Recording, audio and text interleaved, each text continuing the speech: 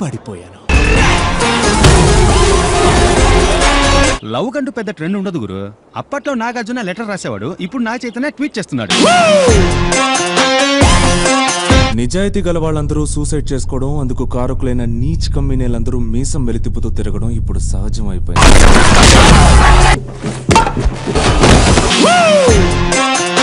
నేను ఆ రోజే అన్నాను కదరా, ఈ రోజు ఎవ్వరికి లేని ఒక చెడ్డ అలవాటు నాకుంది, అదే ఇచ్చిన మాట నిలబెట్టుకోవడం అని.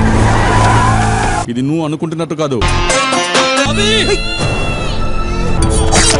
ఆ పంచభూతాలు కూడా మన జోడి బాగుందని నమ్ముతున్నాయి అనుకుంటాను.